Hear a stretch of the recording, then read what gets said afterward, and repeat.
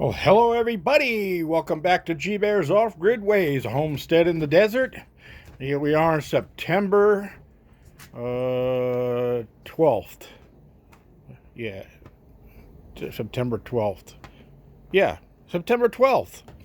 Come on, it's September 12th. All right, 2019. So, I'm going to make it a quickie tonight. It won't go into how much involvement, but first thing I want to do is address a question by Judith B. And she was wanting to know about the Harbor Freight solar panels, 100-watt solar panel set. And her question was based on basically she uses about 80 kilowatt hours a week at her house, and she was wondering if two sets of these panels would power that. Okay, and I said in a word, no, but I promised I would explain, so I'm going to do that right now. And I promise I won't drag this on and bore those of you who already know this information. But for those who don't know the information, I'm going to put it out right now. Okay, there is a difference between off-grid solar and grid tie solar. Okay, those are the two different types of solar that we're going to have going here. And that's basically for personal use. Now, I'm off-grid, and what that means is my solar panels are nothing more than battery chargers. Okay, because I don't have electrical wires coming in to my cabin provided by a power company. I have to make and store my own power. So that's what my battery banks are for. All those batteries are basically my power, just like you have power coming in through electric wires attached to your house, go down through a meter, through your breaker panel, and into your house. Okay, I have batteries that are powered by solar panels that are actually nothing more than battery chargers. Okay, that's all they do. They don't run my equipment. They charge the batteries. The batteries run my equipment. Now that's off-grid. For grid tie, very simply, you have wires that come in on the overhead from some telephone poles along the road. They hook up onto a weatherhead at the top of your house. They come down inside the wall and go into an electrical panel where your breakers are pass through a meter.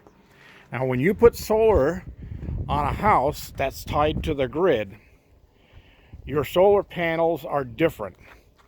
These panels are producing, I chose to go with a 12-volt system for numerous reasons, but you can go with a 12, a 24, a 36, a 48.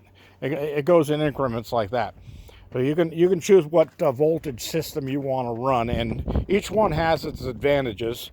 I went with the 12 volt because I started off with a very small budget, and I was concerned that in the wintertime I would run low on sun power. I didn't have a turbine to produce electricity with the wind, so I figured if I run out of electricity, worst come to worst, I could take my van, park it next to the battery house, run jumper cables from the battery on the van onto the battery banks, because at the time I started only with 4 batteries, and those are 6-volt batteries, so it takes 2 of them to make 12 volts. So I had 2 12-volt batteries in essence, and that's what I was running my refrigerator and my TV, my lights, and everything on. So I had to make do. So I figured as a backup, I would have the van and my jumper cables, and I had nice heavy gauge jumper cables. I could park the van right here in front of the door, run jumper cables in there, start the van up, and charge my batteries in a case where they got too low, where I didn't have enough power to power the things I needed to power and didn't want to lose all my food and things like that. So that was my idea behind it. But when you're going with a grid tie system, you don't have these little battery charger panels. You're going to have high wattage panels because you need a lot of wattage. Judith, you say you use 80 kilowatt hours per week.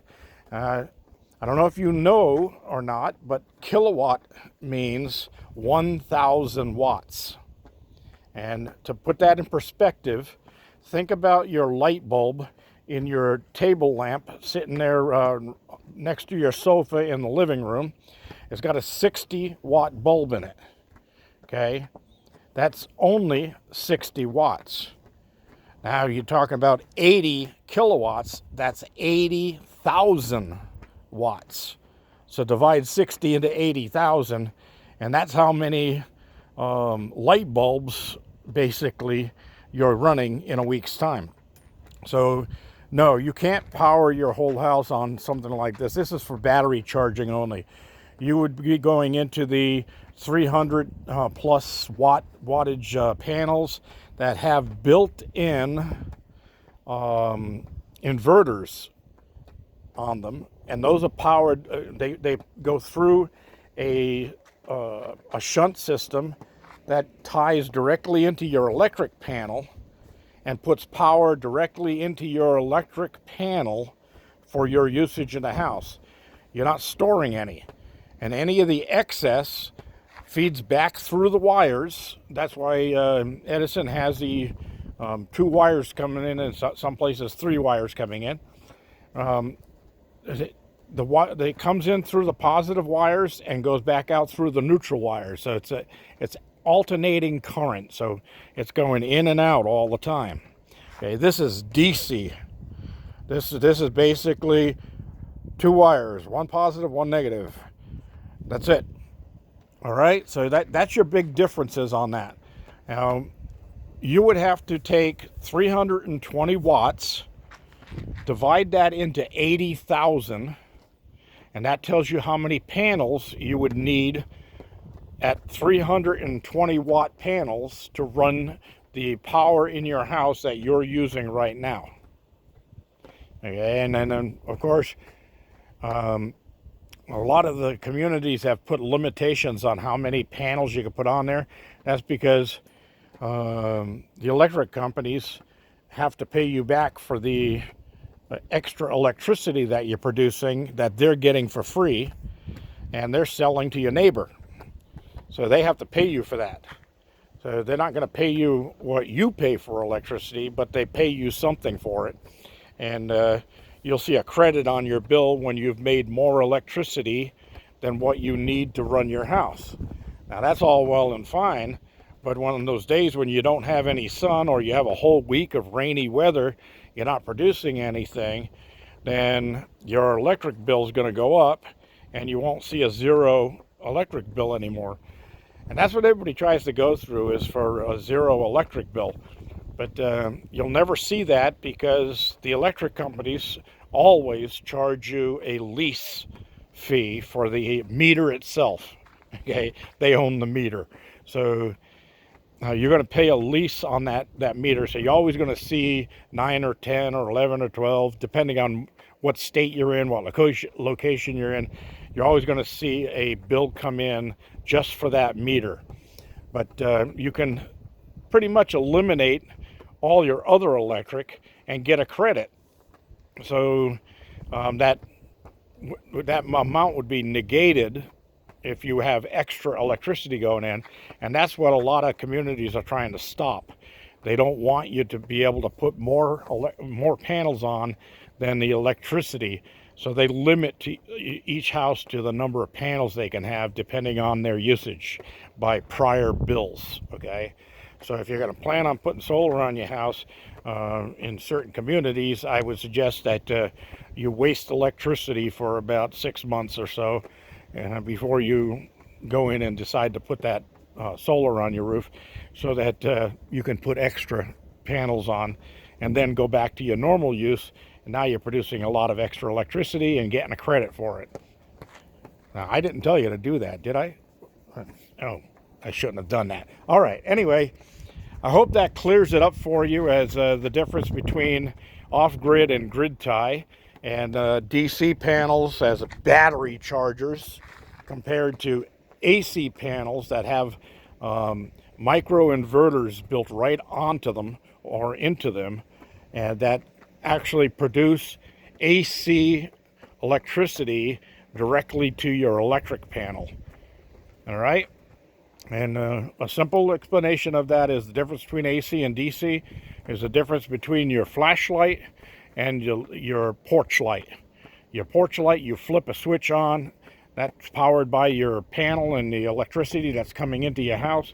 And your flashlight, you have to keep putting batteries in it every time they die.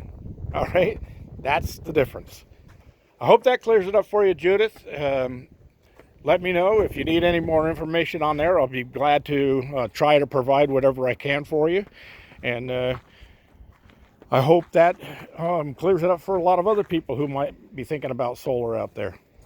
And if you're going off grid, always get twice as many solar panels as you think you need.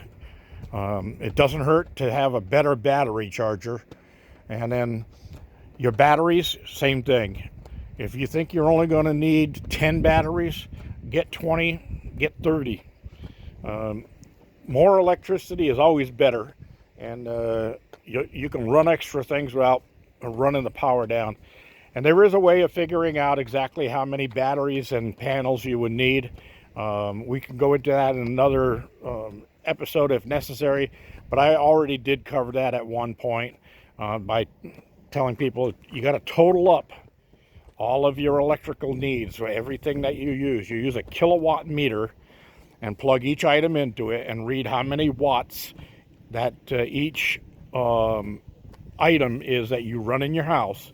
Even if you don't turn it on every day, you still want to check that and add it to the list, and then total those all up, and you come up with something like the 80 kilowatt hours that you would use per week.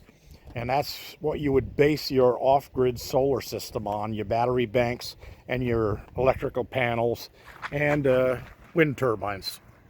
Okay, and one last word of advice on wind turbines. Always try to go with the biggest, largest output wind turbine you can get, because whatever they're rated at is only what they will produce at their maximum speed that they can run.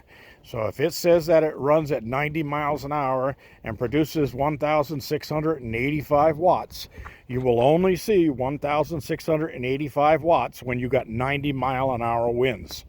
And that's not really efficient to me, because you're in a hurricane and your turbine's going to burn up and explode on you because it's going past its limitations. All right, so hope that clears everything for you. G-Bear, remind you, give me a thumbs up down there, and don't forget to share. Don't forget to download this if you want to save it with the information that I just gave you. You can save it or download it, and you can burn it to a CD or a DVD and watch it at your leisure time down the future, and when you're sitting in your own little off-grid cabin with your TV and your DVD player running, and you go, hey, let's watch G-Bear's Off-Grid Ways again. All right, everybody. Enjoy your evening. G-Bear signing off.